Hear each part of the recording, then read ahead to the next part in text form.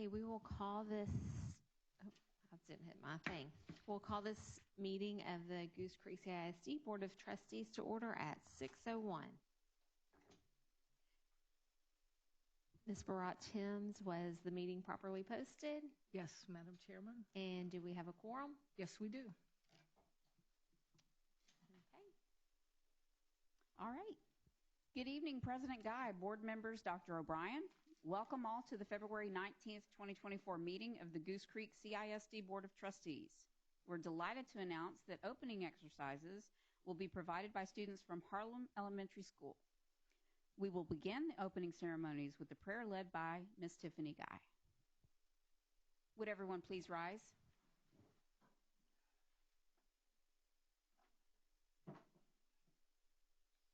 Dear Lord, thank you for our many blessings. Thank you for everyone who's able to be here tonight, and thank you for the health of each of us, our students, and our staff. Please guide us in making decisions in the best interest of our community. Help us remember that we're called to do your work as we serve our students and staff. And please see each of us home safely as we travel home tonight. In Jesus' name I pray, amen. Amen. Thank you, President Guy. The pledges of allegiance to the United States and Texas flag will be recited by Haley Braxton.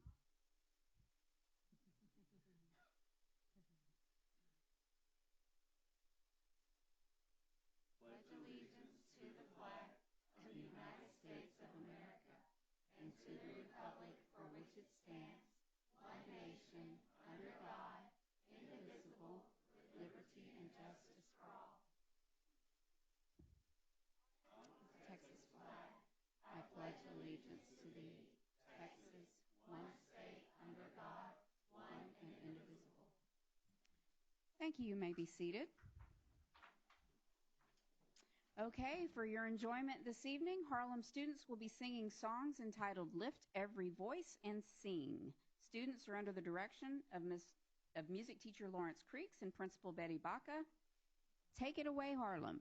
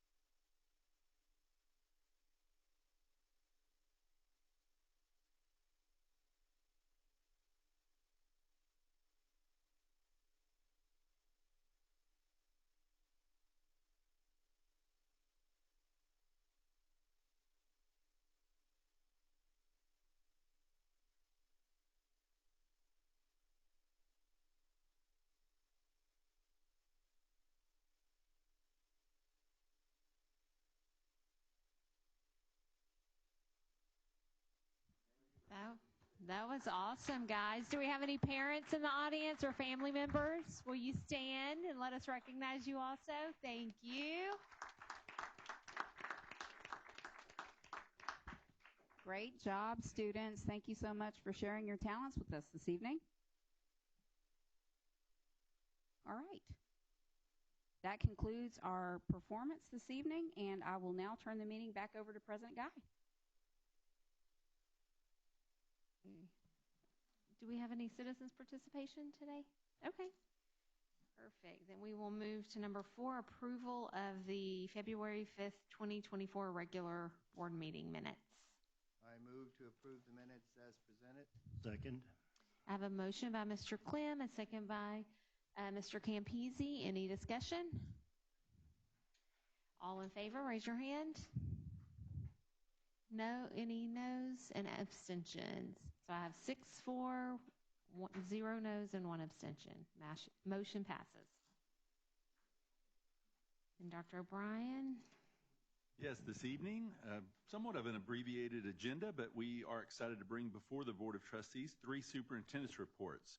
The first one being preliminary or an initial budget overview and calendar for the 2024-25 school year. Get out your umbrella.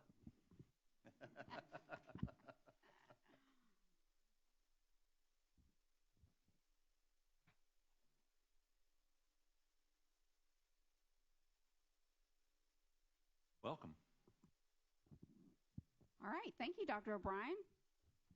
President Guy, board members, the reason we have Christmas on here, because every time we do the budget every year, it's just like Christmas. And so I just wanted to make sure that everybody acknowledged that, right?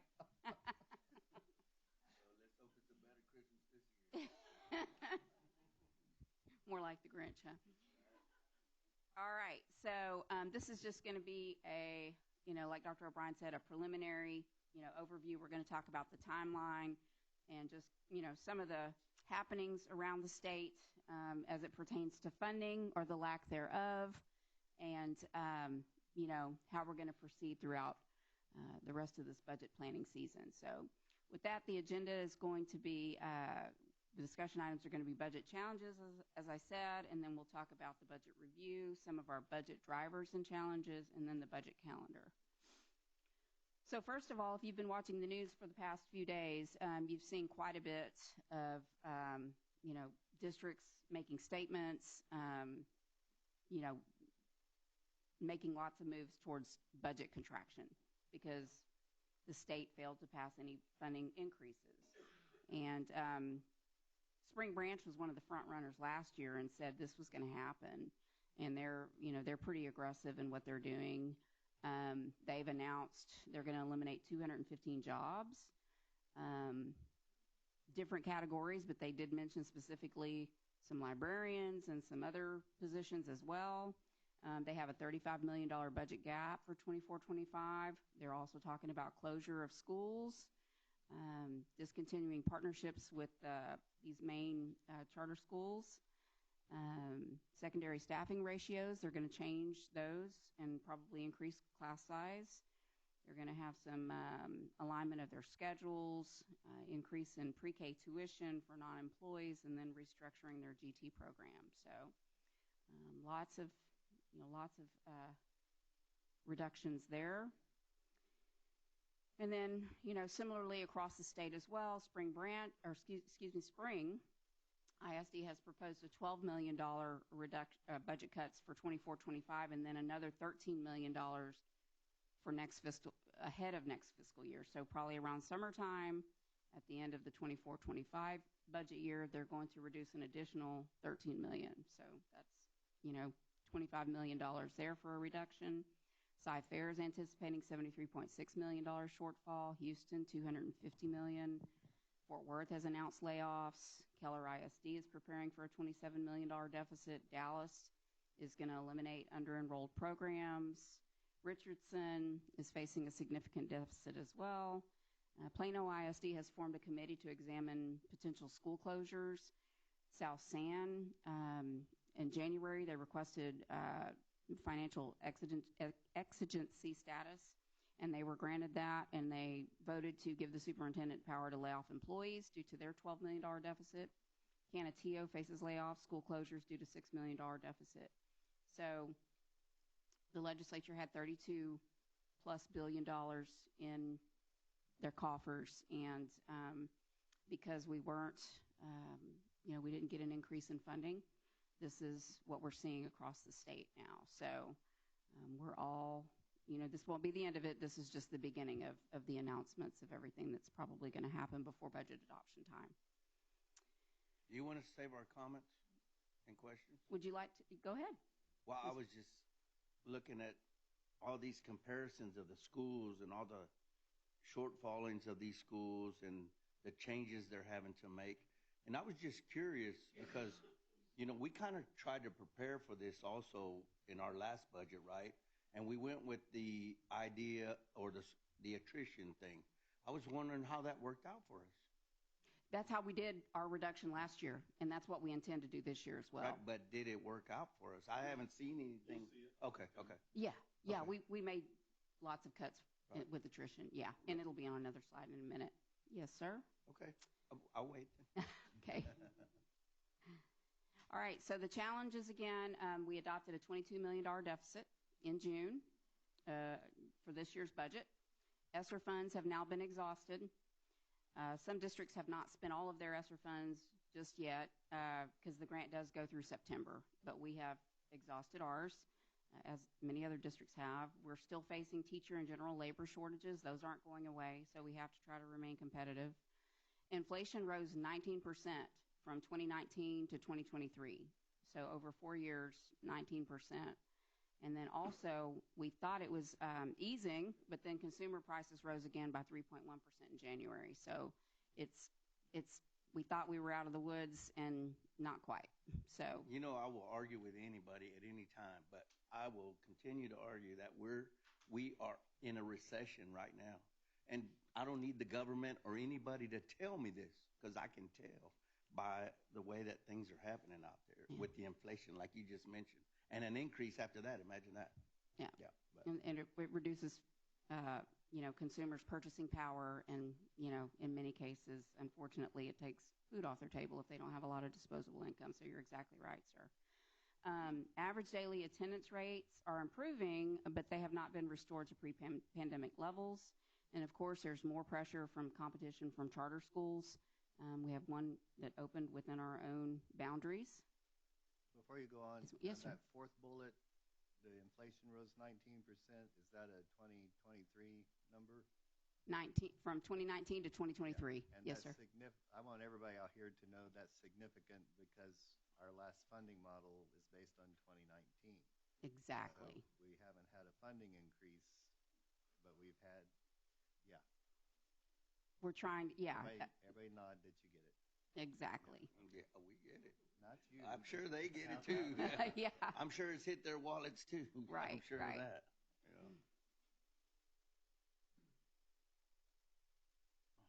All right, so as we move into this budget season, we have some goals and assumptions that we're going to put in place. Number one is if you're going to, have any serious reduction in expenditures, it's going to have to come from payroll. Payroll is over 80% of the budget. There's just no other way to do it. So it has to come from payroll. We're also going to explore employee compensation package and remain competitive. Our market is very competitive, especially on the east side.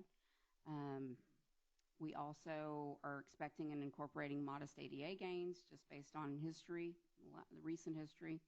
And, of course, we'll always monitor any new revenue sources and keep an eye on unfunded mandates from our legislature. All right, so the primary budget drivers, revenues, is going to be average daily attendance. I mean, that is the most important component of the revenue that we have, and, that's going to drive your budget. That's why you're going to see some school districts who are actually losing enrollment, and they're, for whatever reason, whether there be charter schools or, other alternatives for parents and students, districts such as Austin ISD and many others are losing enrollment. So they're going to be hit even harder with this budget, reduction across the board here in the state. So we'll keep an eye on that. And again, expenditures, 80% is payroll. So once you get those two items tied down, you've got the lion's share of your budget done. So let's look at our ADA numbers and our enrollment numbers. You'll see here 2020 was somewhat of an inflated number because of COVID. And, they had a complicated formula, as they tend to do. And it kind of inflated our numbers because those weren't actual, but we all know why. However, if you look at 2024, if you look in the enrollment column, you can see that from 23 to 24, we lost students, over 300. So that, that's something to keep an eye on because that's the first time that has happened in the last couple of years. So eventually, if that, if such a trend continues, if other charters come in or, parents are exercising their right to use other mediums for K through 12 education, then we could see some more of that. But at this point, one thing that is promising is that ADA percentage is increasing, but there's no way to overcome a decrease in enrollment. And I mean, even if you're increasing ADA percentage, if your overall enrollment numbers are continuing to decrease, it's eventually going to hit you. So we were at 22,205, which was somewhat of an inflated number in 2020, and we're now at 22,056. So we're trying to, a dollar was worth $1, 4 years ago, and now that same dollar is worth 80 cents. And we still haven't. Do we know where the 323 students went? We're looking into that to see exactly where that occurred. That could mark what our trend might be. Yeah, exactly. And so we are looking into that and digging into that number. But again, we did have the Bob Hope School that opened within our boundaries. And so I'm sure at least some of that probably is related to that. Right. Do you think some of it was homeschooling by chance? It's possible. It's probably a combination. Is there any way to know that kind of information, I guess? Yeah, we can analyze the data and see exactly. But I'm sure it's a combination of factors. It's probably not just one, but we need to know what's pulling kids away. Right. Yeah, exactly. So we'll look into that further as well. All right, so we did have some great accomplishments last year. We did a lot of work. We did reduce the budget by $12 million, closed nearly 150 positions. We made reductions by means of attrition. We did not have any layoffs. That's what we're hoping to do this year as well. And then, of course, we reduced departmental budgets. Everyone worked very hard last year, and knowing that this is a 2-year process at least, and knowing that the work was not going to be finished last year. We knew it was going to continue. So just to give you, did I go down there? Yeah. Bridget. Yes, sir. I'm sorry, but I Yes. have to interrupt you again. Uh-huh. And I have to make this comment. It's kind of a hard comment, but I have to ask it. Do you think that because of our academic standards that we're losing students? Do you think that would cause people not to want to come to Goose Creek School District? Well, I wouldn't want to comment on that because I really don't know. But I think there are other factors at work right now. But, it's certainly possible. It's possible, but we don't have the data to support that. Absolutely. So. And that's why I brought it up. And maybe not so much for you to answer, but maybe just food for thought for all of us to think about and maybe give us some direction in how we can overcome that and maybe, go forward when we go forward. Sure. Ms. Clark, on the previous slide, can you expand a little more on the 150 positions that were closed? Yes, and Dr. Bollinger might chime in on this as well, but we worked diligently for several weeks identifying positions, trying to right size and some of the movements that were made during COVID, because we wanted to hold all the schools harmless as much as possible, and so we didn't take positions away a lot of times whenever even their enrollment probably didn't warrant as many as they had, because we didn't want to be more disruptive during an already disruptive process and pandemic. But if you're asking for the exact list, I probably don't have that with me right now. But Dr. Bollinger, did you want to chime in on any Sure. of that? I think he's also going to present it in the next report. No, we're not going to get too much into the staffing. We can touch on it, but we went through we Can you give us just a little level view of it? Yeah, I'll give you what we did. So we implemented a staffing formula and for all the schools, and we during COVID, the staffing formula was relaxed just due to the circumstances. So we went back to the staffing formula and implemented it with Fidelity. And as a result of that, I believe we removed about 80 teaching positions. And so that's about half that number. And then on top of that, we went through each department, central office, and went through and reduced positions or downgraded positions and moved responsibilities to another staff member. And so through that process, we got to about 140 positions that were reduced. All right, so this is for illustrative purposes only, and this is just so you can kind of see where we ended up last year and, you know, the road ahead. Basically, we started out last year with what was approximately a $34 million deficit, right? And then we had budget reductions of about $12 million. So that gave us a budget that we proposed and you all adopted, a budget deficit of about $22 million. So that's where we ended last year. That's what we adopted. And if you wanted to hypothetically add a 3% general pay increase for all employees, that would be roughly around $6.5 million. That's not set in stone because we're still waiting on our TASB study. It's too early to have concrete numbers.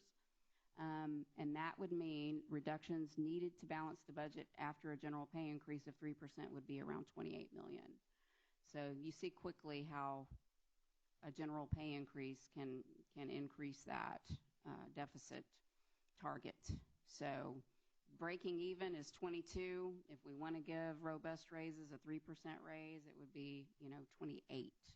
So I just wanted to illustrate that for you all so you could see that and be prepared for further conversations as we get further into the budget process. Now we'll talk about the timeline. The items in yellow are board meeting dates, and the items in blue are internal meetings with our budget committee and our administrators and executive council.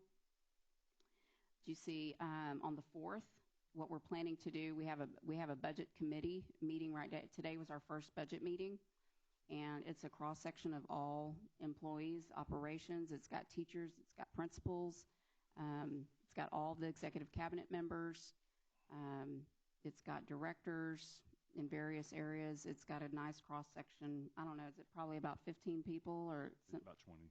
Oh, is it 20? Yeah. Okay, it's about 20. And so we had our first meeting today, and we're going through the process to hear their voice on how to make and proceed with these budget reductions. Just so, and we got some great feedback, and we'll share some more of that with you at a later time.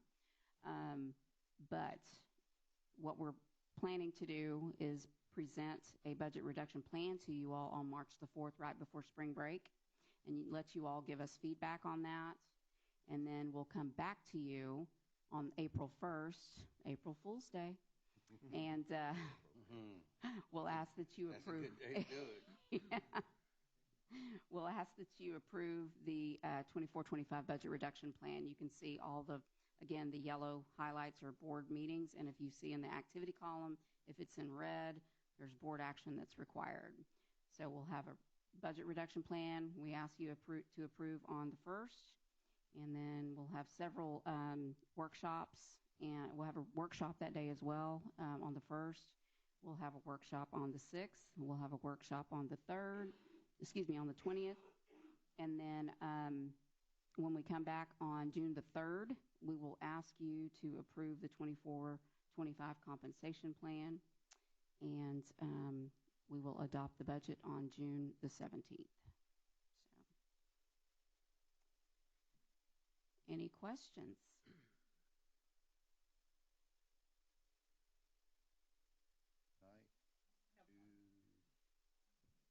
Yes, ma'am. Sorry, I was still back. But one of the things, Bridget, you had mentioned on the slide, you spoke about ADA and numerous times. Will the Fiasco that happened with Texas Health and Human Services have an effect on our budget from the funding that we received from that? Which, Have a major, it was where, you know, which thing? You have to clarify. okay, it was where the funding that for Medicaid or Medicaid students, where you receive reimbursement for some of the services that we provided through that. SHARS. I'm going to let Leanna speak to that one because she's very. So, it won't impact the ADA, but it will impact the overall revenue because that is a revenue line item that we do budget for. So it will decrease if we do. Is it a major? It's a major. So that is under what area in our budget is that? It's under the general fund revenue code. So it'll reduce the revenue that we project. It will reduce the general fund revenue. Yes, ma'am. Do you have an amount at this time, At kind this of a off time- ballpark figure that they gave you? At this time, we do not. We're actually in appeal with Well, the state. were we able to get anything in time that they would look at the records that we had? Do we have our things in order on that end, on our Yes, end? ma'am. We've submitted everything that we have to them, and it's in appeal, and we're hoping to get a response back within 45 days. When was the appeal submitted? Do you know? January 31st, Okay. And how many days? 45 days. Okay.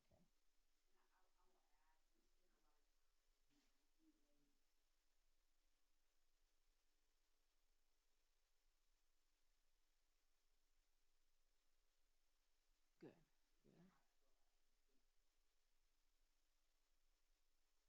You think we would be, that what we have submitted for the appeals process, they would really give it a good look at the funding that, so we can receive some of those back, or We're hoping to receive. hoping for half? Yeah. Wow.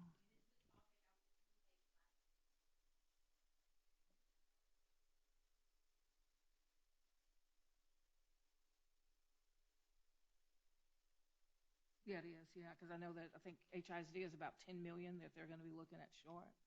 So I was just wondering, yeah. 3 for us? Yeah, it's. So we're hoping to get half of 968,000. Wow. We hope. I mean, they seem to be, USDE seems to be focused on Texas. I don't know if they're focused on a lot of other states like they are us, but they've been pretty aggressive in clawing back money. And we've had several instances where they're auditing and then doing things such as this. But they've been trying to eliminate SHARS services for quite a while, and Right. they've made it more difficult to get those What you're- reimbursements. Yeah, And what you're sending in as far as reimbursement, so they're right. looking at all those Right. things. Okay. Yeah. Wow. That's a lot of money. Yes, it is. So we're going to look at the services that we provide after we don't receive the reimbursement, or we're going to look at making some changes in that portion of services?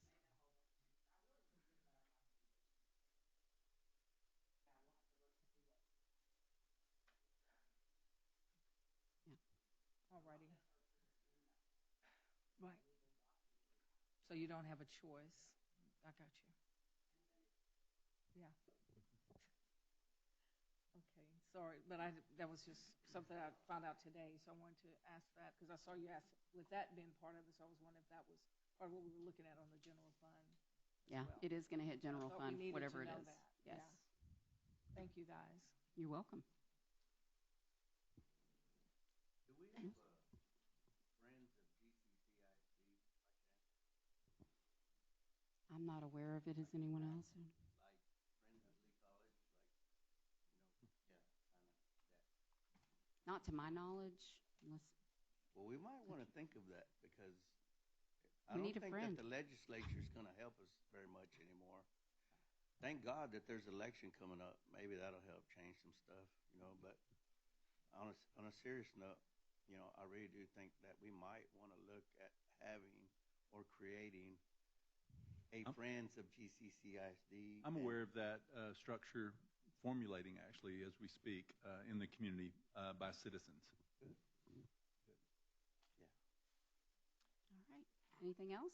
I have one thing. As ma'am. we're looking at making reductions to the budget, can we maybe take a really close look and maybe show us what we're spending on contracted services so we can see where we can maybe put that money back into the classrooms, teachers in classrooms, instead of paying someone else to come in the district to do things that some of our people can do? Absolutely. Yes. It's actually on our list to do. Okay, Yeah. perfect. Thank you. Yes. And just to elaborate on that, in our committee meeting, we spent some time going through programs, brainstorming programs and support resources, and we had another category. And so we listed everything that we implement in Goose Creek. And the idea is for the committee to start prioritizing what are must-haves versus what are nice-to-haves but we can't afford. And so our goal is to go through and really weed that down, because our conversation with the committee is, at the end of the day, we're here to service our students and to provide the best product for our students so that when they're done with us, they're successful. And we need to make sure that the programs that directly align to that, we're recommending that. And for anything that we need to put a hold on or pull back on, then we're going to make that recommendation. And so we've started that process today. Mm-hmm. I appreciate stopping into that meeting today. I noticed that there was a good cross-section. You had teachers, you had campus administrators, you had district administrators. So the people that might be opposed to one another's recommendation were all in the room, so they could all vouch for and stand up for the programs that they believe in. So Right. It was very valuable. Thank you for coordinating that to include everyone. Yes. It was very valuable. Anyone else? There's a lot more, but I know. You'll get many more reports shots. to come. They're not through with you yet, Bridget. But with that, then we'll excuse you, except for you, Dr. Bollinger. All right. Thank you, guys. Thank you. Thank y'all. Our next superintendent's report is Human Resources Update. I'll let them introduce themselves to you. They're becoming more and more familiar as we work through the budget cycle as well.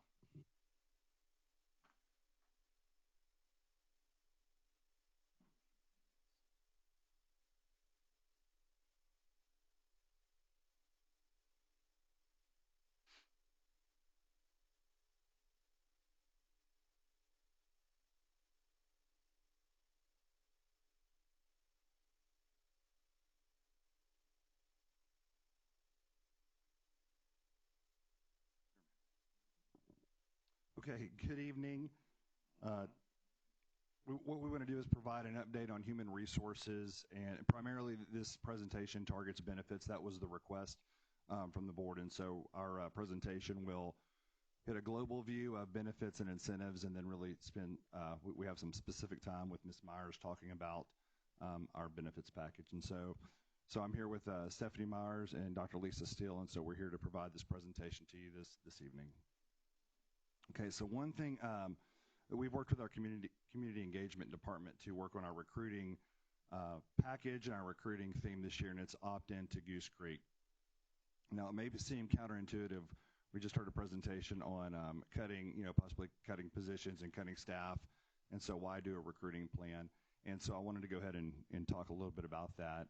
And we will always be hiring. We will always hire. If we cut, just to give you an example, we reduced 80 teaching positions alone last year, and we still had over 200 resignations. So we still had a lot of hiring to do. And so even though we'll reduce more some years or less other years, we want to make sure that whatever we do in Goose Creek, that we're attracting and retaining top talent.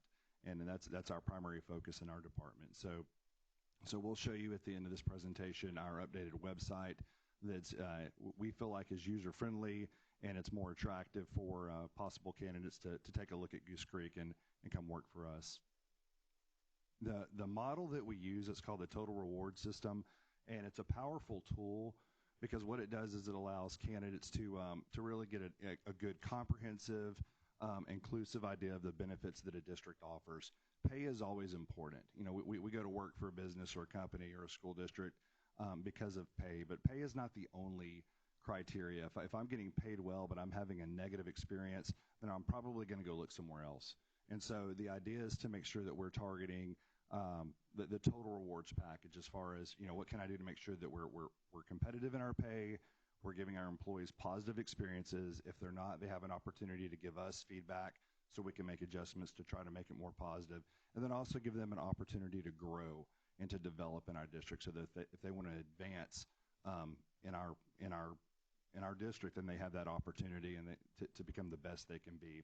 And so the 4 categories we look at in Goose Creek are compensation, benefits, well-being, and development. And that's our total rewards incentive package that we offer. And so we want to go through, again, all 4 categories briefly, and then with benefits we're going to spend the most time on.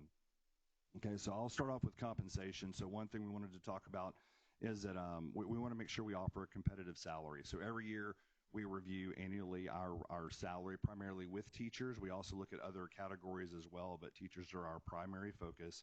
And we look at 21 other districts that are similar to us in enrollment and also that are in our area. And so we spend some time looking at that data, and then based off that data, we make recommendations to the board. Based off what that data tells us, we will present recommendations to the board, and then you will ultimately make a decision on what direction we go. Last year, it was noted that our more experienced teachers at the 15-year mark and the 20-year mark were falling behind the line, so to speak, competitively. So in addition to the bonuses or the incentives that were provided, the raise, an equity adjustment was made on top of that for teachers who had those years of experience to account for that. So that would be an example of making adjustments. Also, the board, we want to thank you for approving the sign-on and retention bonus. So that was approved for $2,500, paid over a 2-year period. So we feel like that's a competitive edge regarding compensation. We offer stipends, and also we were recently approved, as you heard at the last board meeting, for teacher incentive allotment, which is additional pay for highly effective teachers in certain categories at-risk schools. And so that's a big part of the pay component that we offer. We do have some challenges. One we want to reference is that just unfortunately the location that we're in on the east side of Houston, we tend to have the highest salaries in the state, believe it or not. When we go to job fairs, I'm surprised that some districts that are known for being affluent don't pay as well as we do on the west side or on the north side. And so we have to stay competitive locally, and we have several districts in our area that pay very well, and we're one of those districts. And so we're constantly making adjustments to try to stay competitive in that manner. And then also, as Bridget alluded to, or Ms. Clark alluded to, about the lack of state funding has been a challenge, and inflation has been a challenge, doing more with less. And so that's the compensation piece. Okay, Ms. Myers is going to talk a little bit about our benefits package. All right, so good evening. As most of you are aware, we did have a switch or change this year in September, and we moved over to a new medical plan that was more of a traditional medical plan through Allegiance, which is a subsidy of Cigna. With that plan, we offered 3 different additional components: the high deductible plan, the standard PPO plan, and then also the enhanced level plan. So looking at our spreadsheet here is just an overview of our rates, the district contribution, and what we're offering towards our benefits package, and then the number of employees that are enrolled in each plan. Most of our employees actually gravitated to the standard PPO plan, which is lower deductibles and copays on that plan, along with the traditional medical. Currently, right now, we have 1,974 employees that are enrolled in our medical plans. In addition to our medical plan, we also offer many additional voluntary benefits, one being an employer paid, which is the basic life insurance. It's a $30,000 life insurance policy that is available to all of our full-time employees. We also offer the dental and the vision, MD Live, which is telemedicine, our hospital indemnity plan, cancer plans, accident plans, voluntary life insurance, disability plans. So we offer lots of services that assist employees where they are, and providing resources for themselves and also their families.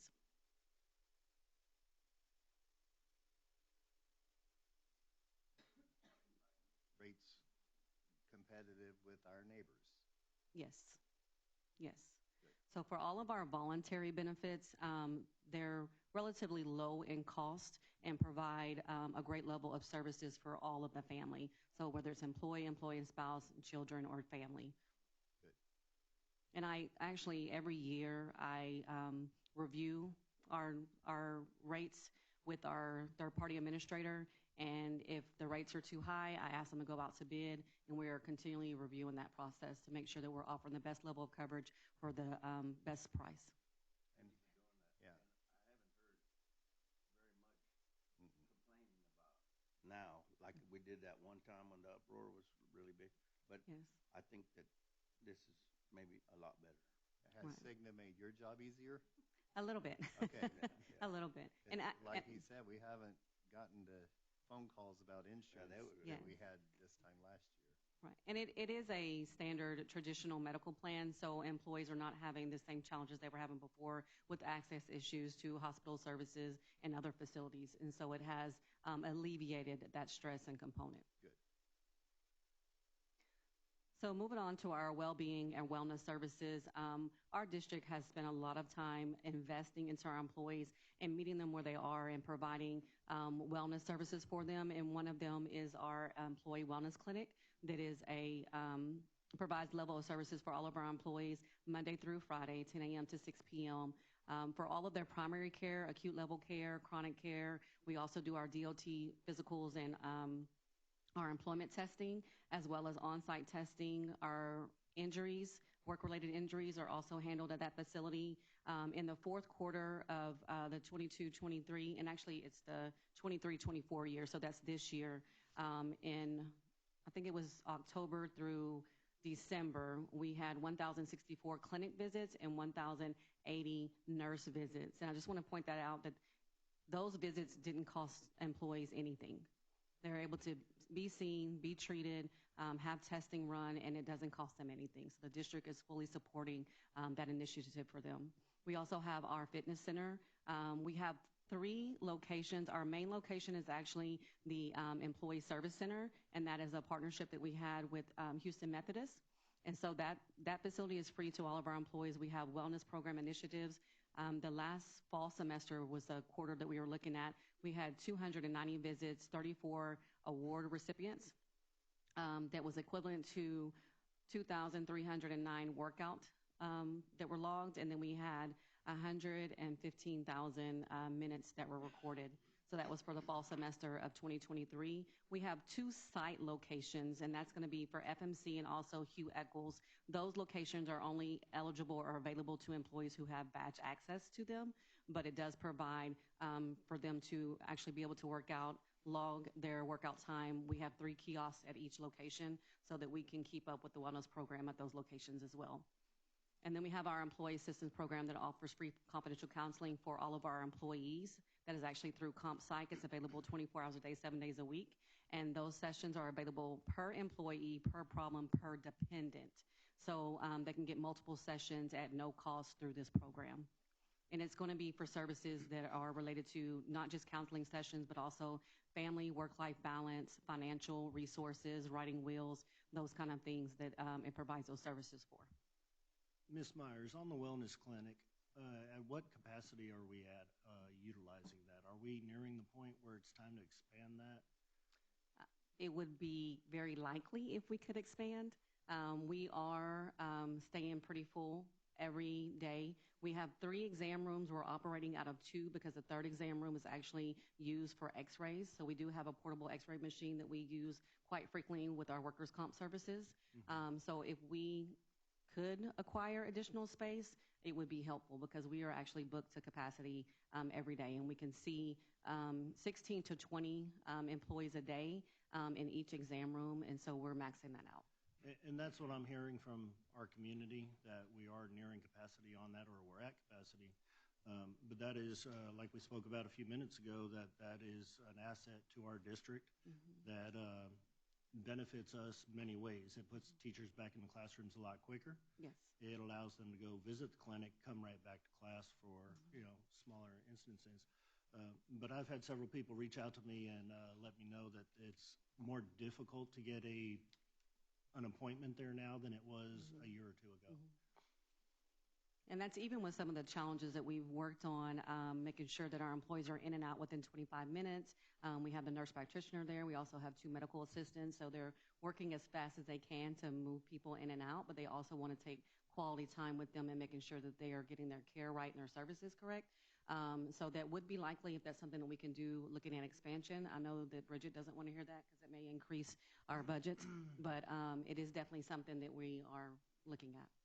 It is a service that benefits the district for sure. Yes. And it puts teachers right back in the classroom there, rather than take a half a day off to go to a doctor in Houston or Baytown where you wait for 2 or 3 hours. You're in and out, like you said, in 30 minutes and almost on a lunch break.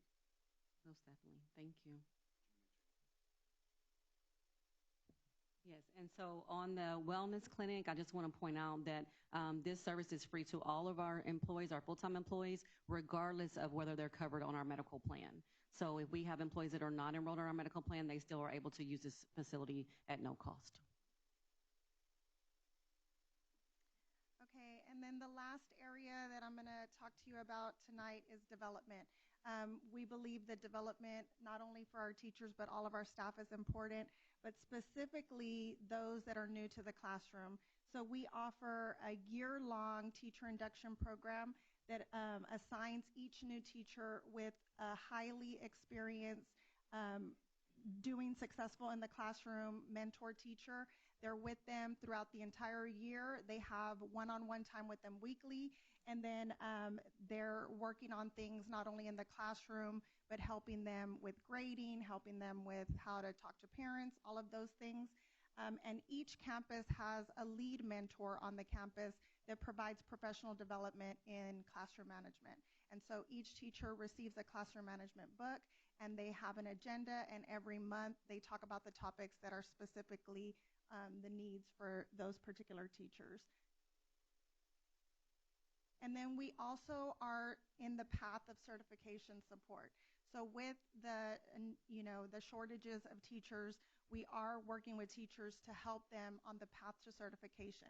And so we not only provide them with access to different partnerships, we talk about different programs that are available. We also help them with the testing requirements, which is the main challenge. So we have software that helps prep them, just like students get test prep for exams. We have those available for teachers. And then we also have professional development with new required testing that wasn't in the past, something called the Science of Teaching Reading. And so that has been a new exam that has been challenging for a lot of our teachers. And so we have district personnel that help support them passing those exams. Okay, so we want to just show the board one more item, and I hope this works. All right. We were having internet issues earlier. So on our career page, we worked with our community engagement department. So Ms. David and Dr. Martinez and their team did a great job of taking our content and putting it together. And so if I'm a teacher who's interested in coming to Goose Creek, and we'll present this at the job fairs that we attend, then again, our theme is opt into your giant future. And so it's an easy website to see which job openings are available, how to submit your application. One additional feature is if I want to know about what I would get paid. Of course, this isn't a quote, but this is an estimate calculator, so I can go in and list how many years of teaching I have, and I can list which stipend do I? 32. 32. What degrees I have, and then it will provide what my salary would be, and so it changes based off the options that I select. And then if I submit more information, then our department receives an email, and it lets us reach out to those candidates just to talk with them. And so that's a nice feature. And then in addition, it just captures all of the total rewards incentives that we mentioned here. So if you just go through, you can see, and there's some we didn't talk about all of them, but you can see the support that you'll receive if you come to Goose Creek. And I think Dr. Still was going to share a little bit more about our flyer. So first of all, Dr. Bollinger, you just applied for a teaching job, so. I did. Yes, you did. So when we go to different job fairs and different opportunities, we want something that's going to attract those teachers to come to our booth, to talk to us, to engage with us. And so we worked with the community engagement team to revamp our flyer. One of the things that we always get asked is, where is Goose Creek? And so we specifically and strategically put that on the map so that we can make sure that they're aware of where we are, what we offer, and the things that are available to them as far as support. Because the very first things that they always ask is, where are you located? What kind of support can you provide me? And what is different about your district that I should be interested in?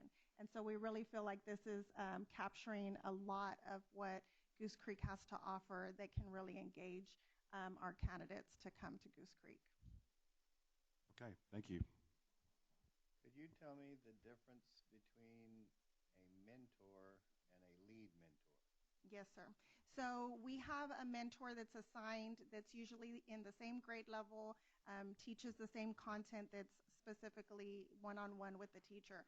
But what we found was to be cohesive for all the teachers to get the same level of support, we added a lead mentor to every campus. And that particular person is the one that provides the professional development. So they guide them through the big ticket items that we want all teachers to know, in addition with whatever the campus administrator wants to add to that agenda that is, more cohesive, so that across the district, every new teacher is receiving the same professional development. I like that. Thanks. Me too. I added that a couple of years ago. Thank you.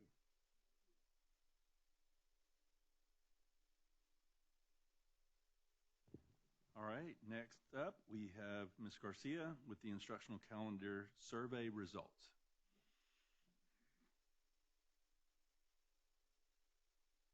Oh, and a few more guests. Welcome.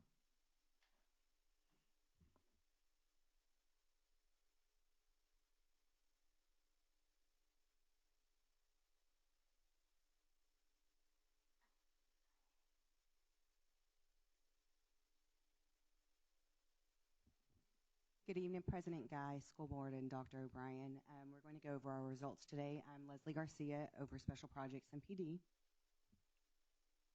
I am Ellen Akers, Director of Secondary Curriculum and Instruction. Olivia Callahan, Director of Elementary Curriculum and Instruction. Okay. So the survey was designed to identify the value from the staff and student, or for parents and staff on our instructional calendar. With that being said, the goal was that each respondent prioritize and maximize student engagement and learning whenever they're giving their input. From the survey that we sent it out on Wednesday the 7th through the 11th. So they had 4 to 5 days to complete the survey. From staff, we had 1,293 staff members respond, and family members, we had 2,460. So some of the questions that we asked were, what day of the week would you prefer the school year to start with students? The majority responded they would like for school to start on a Wednesday and not the Monday. So that's definitely something we're going to look forward for the next calendar.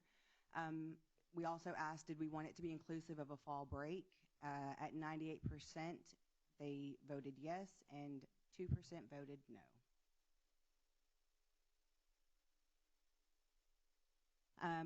We asked if they would like for the Thanksgiving break to be the entire week or for it to be Wednesday through Friday.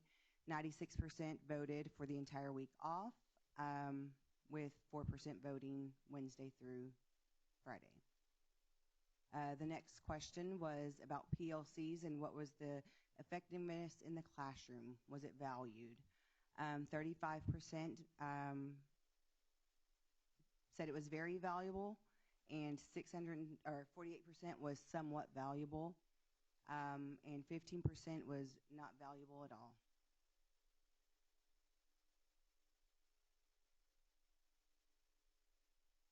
And the last question for the staff was, what would be the recommended start time? 52% would like it to start the 3rd week in August. The next one would be 1 week earlier, 1 week later to start school and to get out in August and May. So with parent responses, we asked them the same questions. When do you prefer the start of the school year? And they were inconclusive of Monday. So they wanted their week to start that Monday and not the Wednesday with staff. They were in conclusion that 86% did want a fall break.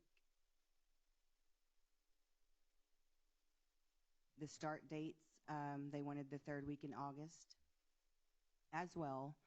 And for Thanksgiving, they were in consensus that 82% wanted the entire week off. Bet they did. Do you have any questions for me? Who wrote the survey questions? It was a committee. Who? It was myself, it was Dr. Martinez, it was Mrs. David, and Dr. O'Brien. I have a question. Do we Tried to capture some of the questions laid out by the board at the last meeting if we missed something. These Right. questions are leading them right to calendar A. That's exactly what these questions are doing. The areas of concern that you discussed were the holidays, the disruptions, and the concern over PLC, so we targeted those questions in the survey. So did you take away the PLC days? Because 65% of the people don't think they're very valuable. Actually, 35 or 15%. You can set data to say anything you want to. I read it that only 35% think they're useful. That's why research and questionnaires are so valuable, because you can read them however you want to. Yeah. So I'm gonna pass it over to Ellen and Livia to speak further on PLC days. And I can speak as it relates to the elementary PLC. We have, for the 24-25 school year, given those PLC dates back to the campuses. And so what we will do as a CNI department and as our district specialists, we will deploy our district specialists to those campuses just for support as it relates to if the principal contacts us and say, hey, we want to have you all's help on, we looked at our data, we want to work on guided reading, but we will deploy our district specialists to assist with that. So elementary days will be going back to the campuses, and we will just support them as a CNI department. And at the secondary level, we're going to continue with the district PLCs for two reasons. One is because we have less district instructional specialists and TLCs than elementary does.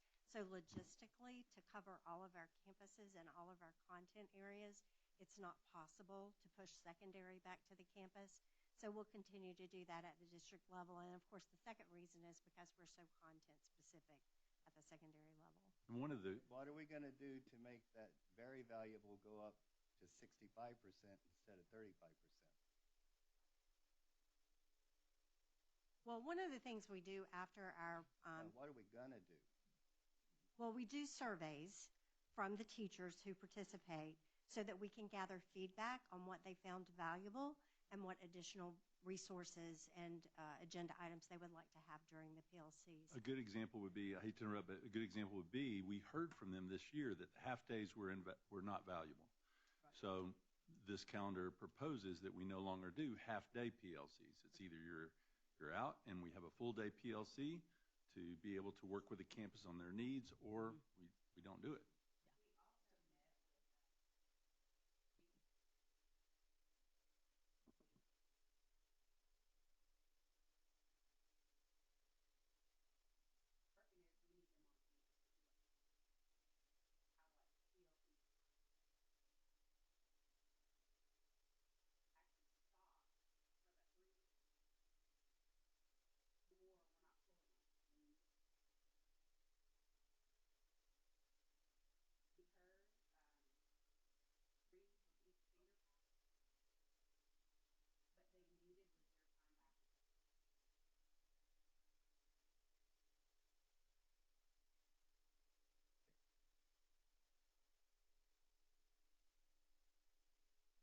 Well, I just wanted to add, I think that listening to this and his argument last time is, I think that we need consistency in the classroom. And I don't know how we get there, but I think that if we don't have it, our students are going to continue to not do so well, I guess, if you will, for lack of better ways to express that. But, and like Randy said, like these half days, and he brought that up, to me, like, and I know younger kids, half day, they're going to be so pumped they're getting off half a day that they're not going to do nothing. And the flip side of that, teachers, because I was in the classroom, believe it or not, but teachers are not going to have enough time to do anything with them for half a day. You see, those are the kinds of things that we need to look at, maybe to improve, our consistency, if we will. And also as a board of trustees, and Randy gave him the charge, I really believe that when I was in school and growing up, that one of the biggest things that I and didn't realize it at the time, but now, and being involved and listening to you guys and real teachers, because I don't think I was a real good teacher, but I was trying. But I think that back in those days, there was more consistency. We had principals throughout our high school that were the same principals. We had the same counselors throughout our high school, and they would watch us, and even though they tracked me to do non-academic things, I ended up in academics, but that's besides the point. They were still there, and I don't see that anymore.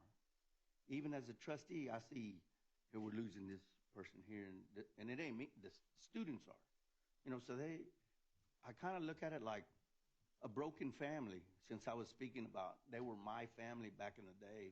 That's all I had. On that point, you done? No. I'm sorry. Okay. I've been trying to go before I'm looking you at it went. like a broken family, okay? And this is what's happening to our school district. You're getting all these different parents to these kids while they're in school, and it's no wonder that they're not doing so well, for, again, lack of better words. And I think that that's affecting us. So back to the consistency thing. We need to be consistent with who we have in the leadership roles, and we need to be consistent with their teaching times and so forth and so on. And I think that if we do that, then I think we'll be more effective, and that we won't be below state standards. We'll be, if nothing more, at least at state standards. Those are just my thoughts that I wanted to inject while y'all talking. I don't have the answers to.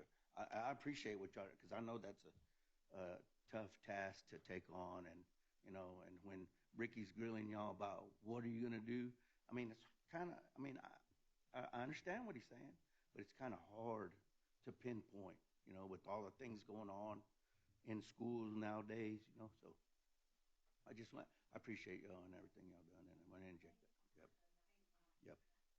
Ms. Brockton? Oh, I get a turn? Yes, ma'am. No, I see your point, and I hear what you're saying. But also, guys, we have to realize that we voted on this, and I'm just being the devil's advocate here, and I appreciate your work, and I appreciate how we look at things. But this was a recruiting tool. So we have to stick to something that we have to look at, because so many teachers came here. They didn't care about a 4-day work week in Crosby. They looked at what we had and what we were offering on this. So we have to fix it where this portion can work, but also remember that taking something away, we already, what did you say, Dr. Bollinger, earlier? How many positions we have to fill? So this is the thing that we were drawing so many people to our district for. So I really want to see us work this out, because I don't want to see us lose any more staff because of this reason. So it's a balance that we have to find, and I don't know how you find it, but I wanted to bring that point up because this is what we as a board voted on last time, so we have to keep our agreement on this end, but also try to fix it on another end. And I know what he's saying. They're very passionate about what we have to do, but I think it's some other areas we have to fix, and this will make sense. Am I making sense? So I'm just trying to say that. I agree with you. I said I didn't have the answers. I appreciate what they were doing, because it's a tough task. Me personally, I think we need more male role models in the classroom. That's just one of my. Not so much color. We don't need color. We got enough color. I mean, okay, that color's good, but how about let's get some, like back in the day. I mean, it's consistency. She can call it balance. I'll call it consistency. Well, I'm also going to say, do we look at, because we spoke about this earlier on wellness. So if we can look at some numbers when we come back on how has this affected our numbers and the days that our teachers really attend? Because they have these breaks, our students have the breaks, and we're saying our attendance is going up. So is this a factor that we should look at that's really helping that in? So those are things that where we may have those numbers that will in turn say that, hey, we have more people attending. Our attendance is great, not only the student side, but on our staffing side. So we need to look at some of those things, how that's impacting our attendance as well. Because we can throw out everything, but sometimes it's not broken in that area. So I'm just trying to say, I don't know, but it's not broken. But I'm looking at that from a staff. If we have that many percentage of staff saying they like it, then that's what I want to look at. Yeah. And I think my colleagues on both sides have spoken very well about it, but also a recruiting tool is our taper scores. I don't think I have to echo what my colleagues have said, but I think the charge is there, and we don't have the answers. That's what we pay y'all to do. But y'all see where the board is leaning on this.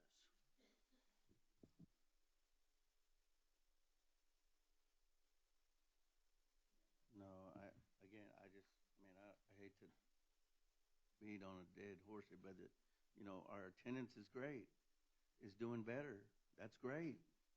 But our academics, can that be great too? So can we get the whole package together? Is what I'm saying. And it's good. If I was going to school, my parents made me go to school. But was I doing good? Not really. Not sometimes. Not all the time. I ended up doing good, but after yeah, I showed up. I was there.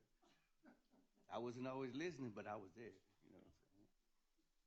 But my principals and my counselors that were always consistent at being there for me, they probably thought, this guy, he ain't gonna make it. He's least likely to graduate, probably. But that's besides the point. They were still there. It was the same person. If I needed to, if I got a lick, and I got plenty of those from back in the day, they used to let you back. Mercedes, I'm not trying to get the last word, but I want to say this. Kids are different than we were these days. No, I get it. I get it. And our parents are different than our parents were. But the consistency doesn't so change. We need a break. Right? That's right. true. Right. Mr. Renteria. Ladies. Mr. Renteria went on to be Lee College Hall of Fame, and I look at his picture regularly out there. So he's speaking volumes. He's speaking from the heart, and it actually paid off later in life. So. Yeah, I don't like to toot my own horn, but, I had good teachers. I had good principals, and seriously, they believed in me. And so there it is. Thank y'all. There is,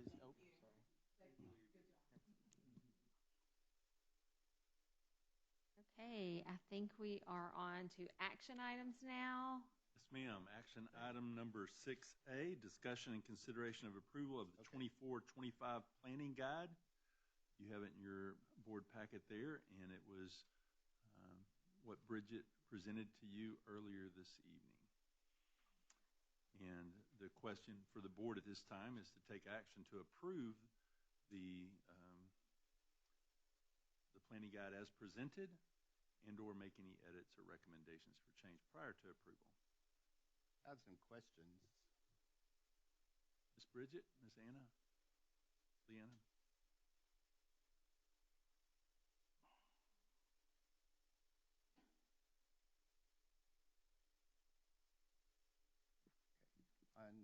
On page 8 of the guide,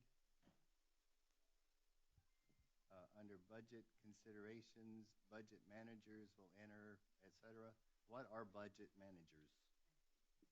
That's all of our campus administrators and department administrators that actually oversee a budget. Okay, so it's all those folks that can log in Yes. according to the login instructions. Yes. Okay. Yes, sir. Number 2 on the same page, first bullet, initial campus allocations will be calculated based on roll-up, projected enrollment, and department allocations will be based on the prior year's allocation.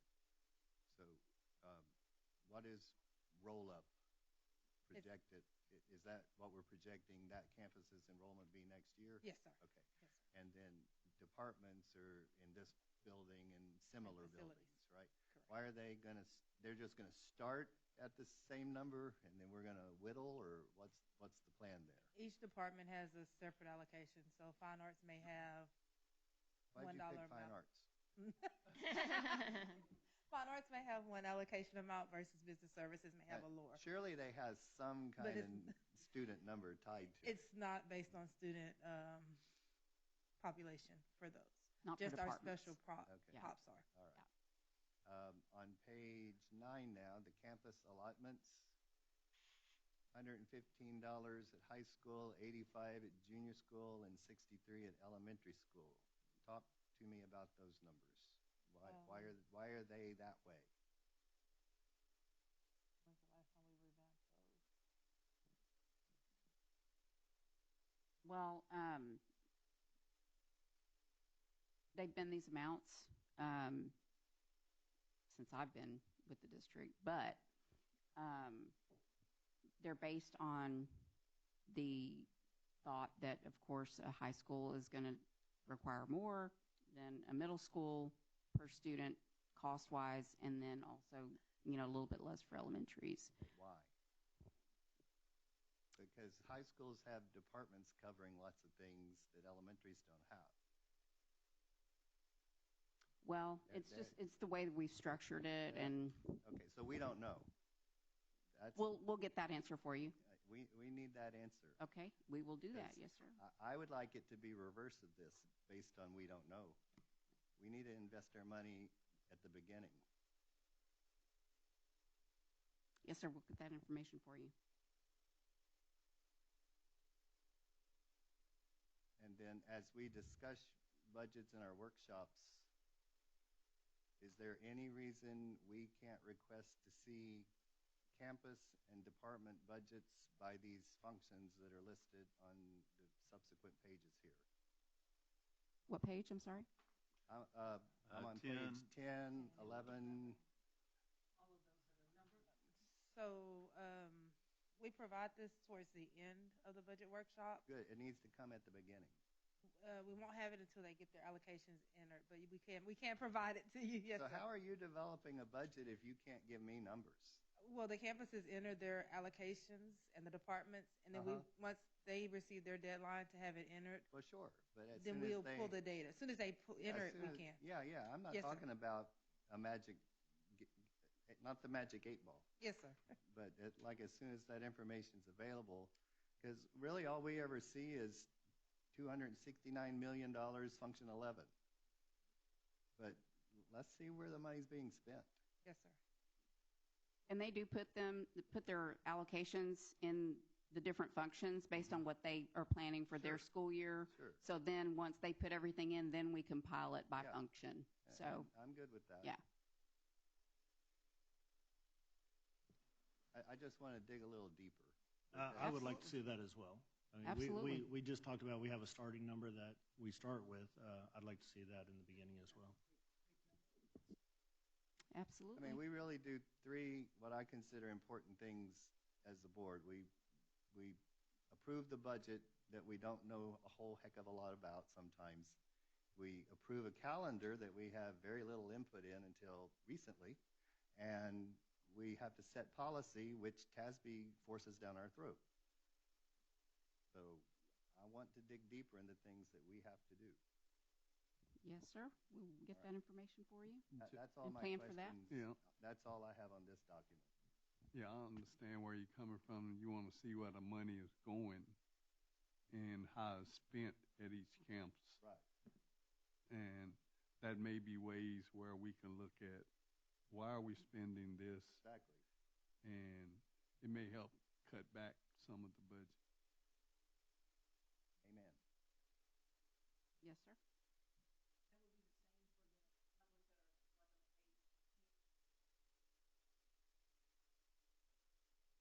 So that's getting down in the weeds. Okay. But yeah.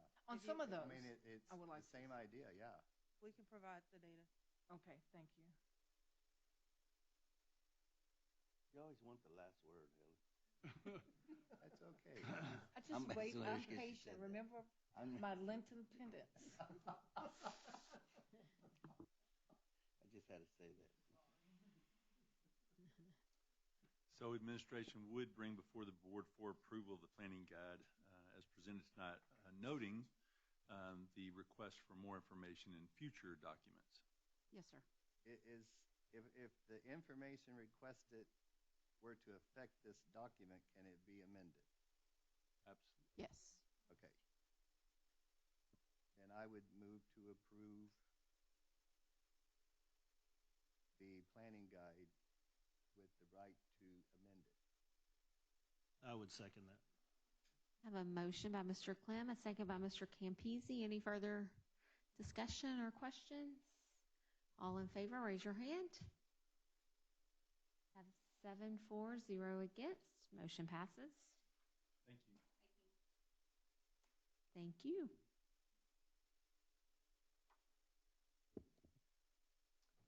The next items up for the board's consideration is 6, action item B, consideration of the consent agenda. The administration does bring before you for consideration and approval, number 1, 2024-25 instructional calendar. Number 2, TASB localized board policy, update 121 and 122. 3, third option to extend RFP for grease trap maintenance services. Number 4, 90-day extension RFP for beverage vending services.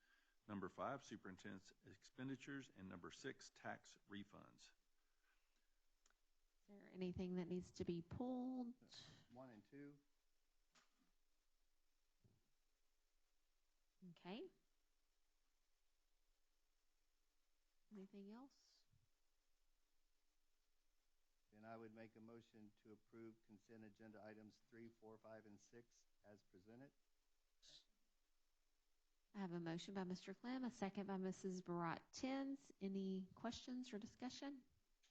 All in favor, raise your hand. I have 6-4, 0 against. Motion passes. I'm sorry, 7-4, 0 against. Something like that. Okay, let's look at number 1 then.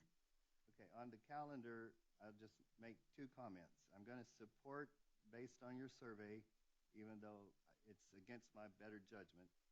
And I'm going to ask a rhetorical question of the C&I department. Are we going to be able to give teachers more teaching time by eliminating unnecessary testing, or are we going to have board policy to do that?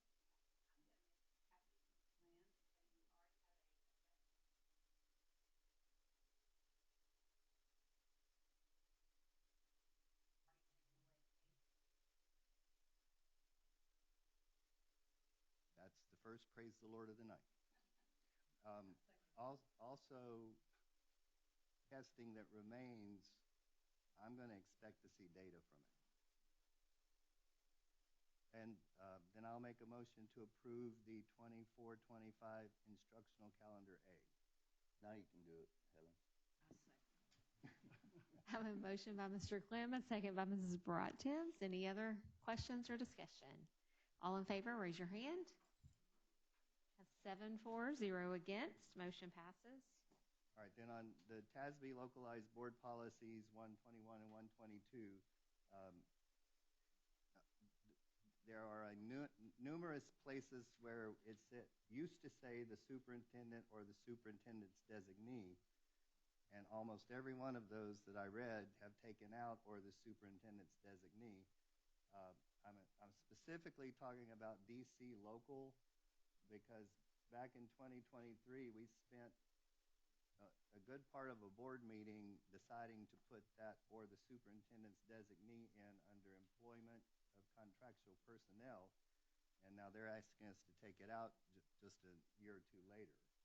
And I just want that to be, is that something we need to discuss? Can we go by the TASB recommendations and readjust it if we need to at a later date? What would the best practice be there? The best practice would be to, if you're going to make a modification, to include those prior edits, to do that now by motion. Well, you're the superintendent that's being actually authority to delegate is being taken away from you. That's through correct. a lot of these policies. How do you feel about that? I would prefer to have the option to delegate to some of my executive cabinet members. Then do we need to pull this item and go through it line by line again to make sure which ones you want to keep and which ones can go away? Yes, sir. We can pull this item for this evening and bring it back to you. We do have several board meetings consecutively over the next few weeks. So, and is that something we need to fish for, or do we have? That work will be done for you, sir. Awesome. Okay. Then I'd like to see that pulled to the next meeting. Sounds good. So done. Make a motion. You're already overworked. I just need my team for sure. Okay. That concludes our consideration of consent agenda. Turn it back over to you, Madam President. Do we need to vote on that, or we can just pull it? No, administration can pull an item at your request at any time. Okay, perfect.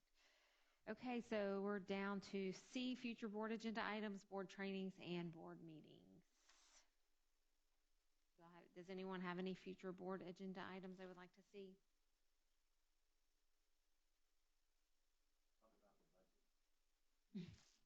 We're supposed to have a budget. We do have those on the calendar. Additionally, just for the board's information, we are working on the Team of 8 date as well. I'll be discussing that with you. Perfect. So we have a lot of training over the next 2 months, considering the board workshops and the Team of 8 and our regularly scheduled meetings. Can I ask? I got a quick question. Sure. Everybody probably think mine's always sports related, which it is. So, in women's sport, isn't there a assistant athletic director on each campus for the women's sports? They're coordinators. Excuse me. I call them ADs, but coordinators. Okay. We have a pending report at your request coming up from them. That's what I'm wanting to hear more about, the other side of the can. Dr. Price, you remember the date on that? Is it March? It's in March, though. Okay. And that would be from each campus? Okay. At our next meeting? Is that what you're saying? Either the 4th or the 22nd. Are we having 2 meetings next month again? Uh-oh. It's starting to, hold up. We're starting to create a pattern here. Yeah, that's what I was wanting to do, because I don't want to overlook that we have, women's sport, as well as men's sport, and look at some. We'll just say you don't need to request any additional meetings over the next 2 months. We have them. We have you scheduled. Okay, that's what I wanted to know. So March the 4th, and what's the other one? 22nd? That ain't. It can't be. That's on a Friday. April 1st. So just April. one in March. So it's one. That makes sense. Bridget, do you have a workshop in March? April 1st. From 5 to 6 on April 1st.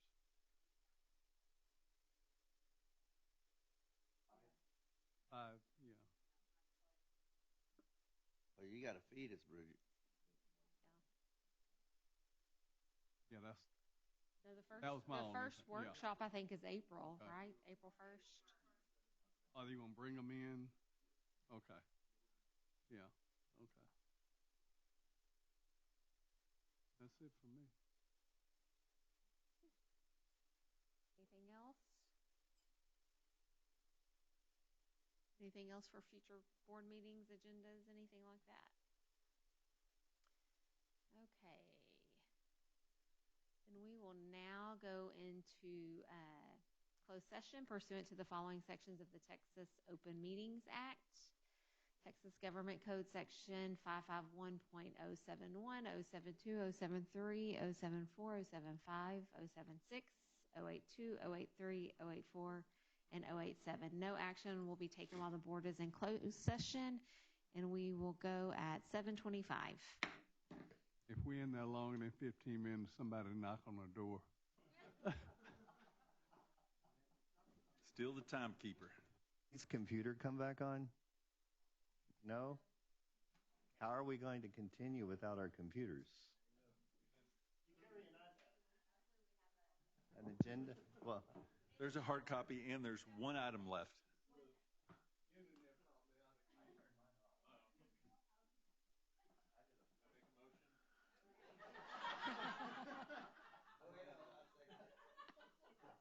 Point of order.